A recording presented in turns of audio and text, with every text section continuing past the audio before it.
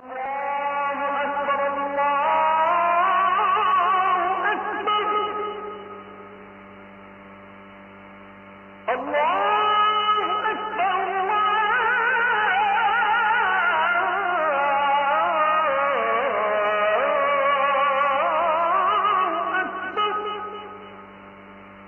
ছোট্ট সূরা, অনেকেরই মুখস্থ আছে এটা। এই সূরাগুলো আমাদের নিয়ম করে সময় করে মুখস্থ করা লাগে না, এগুলো এমনি মুখস্থ হয়ে যায় শুনতে শুনতে। সাধারণত এই ছোট ছোট সূরাগুলো দিয়েই আমাদের রেগুলার সালাহ যখন আমরা পড়ি, এগুলো দিয়ে ইমামতি করা উচিত। আল্লাহর হাবিব সাল্লাল্লাহু আলাইহি ওয়াসাল্লাম বিভিন্ন হাদিসে বলেছেন যে তোমরা যখন ইমামতি করবে তখন তোমার পেছনে যারা আছে তাদের দিকেও খেয়াল রাখবে। রাসূল সাল্লাল্লাহু আলাইহি ওয়াসাল্লাম অত্যন্ত বিবেকবোধ সম্পন্ন একজন ব্যক্তিত্ব ছিলেন।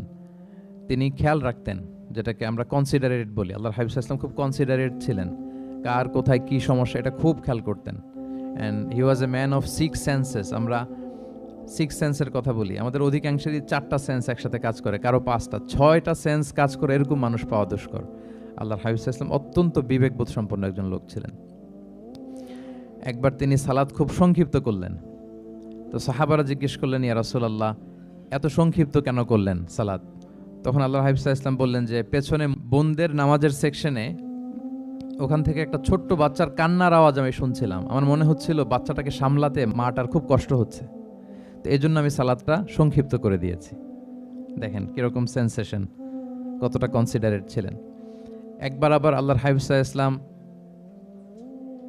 মাগরিবের সালাত কিংবা এশার সালাতের কোনো এক সেজদা অনেক লম্বা করে দিলেন। তখন সাহাবারা আবার প্রশ্ন করলেন, ইয়া রাসূলুল্লাহ সাল্লাল্লাহু আলাইহি ওয়াসাল্লাম এত লম্বা দীর্ঘ সেজদা করতে তো ফরজ সালাতে আমরা কখনো দেখি না, কেন করলেন? অসুস্থ হলেন নাকি নামাজের মাঝখানে, অথবা ওহী নাজিল হচ্ছিল নাকি, এরকম কিছু ঘটলো নাকি? তো আল্লাহর হাবিব সাল্লাল্লাহু আলাইহি ওয়াসাল্লাম বললেন যে না, এগুলো কিছুই না, বরং আমার নাতি হাসান আমি সেজদারত অবস্থায় আমার পিঠের উপরে চড়ে বসেছিল, কাঁধের উপরে। তো আমি অপেক্ষা করছিলাম যতক্ষণ না তার খেলা শেষ না হয়, তার প্রয়োজন পূরণ না হয়, ততক্ষণ আমি সেজদায় লুটিয়ে পড়েছিলাম। হাসান যখন নেমেছে, তার প্রয়োজন পূরণ হয়েছে, আমি আবার সেজদা থেকে উঠে দাঁড়িয়েছি। দেখেন কতটা কনসিডারেট ছিলেন। তো এইভাবে আল্লাহর হাবিব সাল্লাল্লাহু আলাইহি ওয়াসাল্লাম ছোট ছোট সূরাগুলো দিয়ে ফরজ সালাতের ইমামতি করতে উদ্বুদ্ধ করতেন। মুআয ইবনে জাবাল রাদিয়াল্লাহু তাআলা আনহুকে উনি মদিনার পাশেই একটা এলাকার ইমাম হিসেবে অ্যাসাইন করেছিলেন।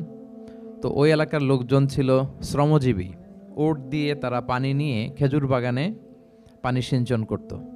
সারাদিন পরিশ্রম করে ওনারা সালাতে অংশগ্রহণ করত।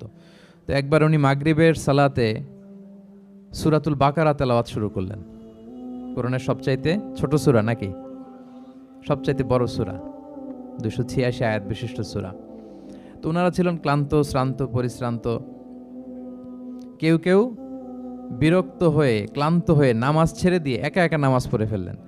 পরে আল্লাহর হাবিব সাল্লাল্লাহু আলাইহি ওয়াসাল্লামের কাছে যে তারা অভিযোগ করলেন যে, ইয়া রাসূলুল্লাহ আপনি যে ইমাম পাঠিয়েছেন উনি তো এমন কাজ করেছে, সূরা বাকারা উনি ধরেছে মাগরিবের সালাতে। রাসূল সাল্লাল্লাহু আলাইহি ওয়াসাল্লাম খুবই ক্ষিপ্ত হলেন, রাগান্বিত হলেন এবং মুআয ইবনে জাবাল রাদিয়াল্লাহু তাআলা আনহুকে ডেকে পাঠালেন। ডেকে তিনি বললেন, আফাত্তানুন আনতা ইয়া মুআয। লিটারালি ফাত্তান শব্দটা ব্যবহার করেছেন যে, মুআয তুমি কি সমাজে ফিতনা ছড়াচ্ছ? তোমাকে পাঠালাম ইমাম হিসেবে, সেখানে তালিম দিবে, তারবিয়া দিবে, ঐক্য ধরে রাখবে, তুমি কি ফিতনা ছড়াচ্ছ সমাজে? তুমি কি ওয়াদ-দুহা ওয়াল-লাইলি ইযা সাজা এরকম সূরাগুলো পারো না? সাব্বিহ ইসমা রাব্বিকাল আ'লা এগুলো তোমার মুখস্থ নাই? ওয়াশ-শামসি ওয়া-দুহাহা এগুলো তোমার জানা নেই? তুমি এত লম্বা সূরা কেন ধরলে মাগরিবের সালাতে? তো তখন তিনি বললেন, যখন তুমি সালাতে ইমামতি করবে ফরজ সালাতে, তখন ছোট ছোট সূরা পড়বে, কেননা তোমার পেছনে অসুস্থ থাকতে পারে, তারপর বয়স্ক কোনো লোক থাকতে পারে, অথবা মুসাফির মসজিদের পাশ দিয়ে সফর করতেছিল, ভাবলো জামাত চলতেছে, জামাতটা ধরি, ঢুকেই যদি দেখে যে আপনি সূরা বাকারা তেলাওয়াত করতেছেন, তো তার জন্য তো কঠিন হয়ে যাবে কোপ আপ করা, কন্টিনিউ করা। তো এই জন্য ছোট ছোট সূরাগুলো আল্লাহর হাবিব সাল্লাল্লাহু আলাইহি ওয়াসাল্লাম পড়তে আমাদেরকে উৎসাহিত করেছেন ফরজ সালাতের, যখন আমরা ইমামতি করব।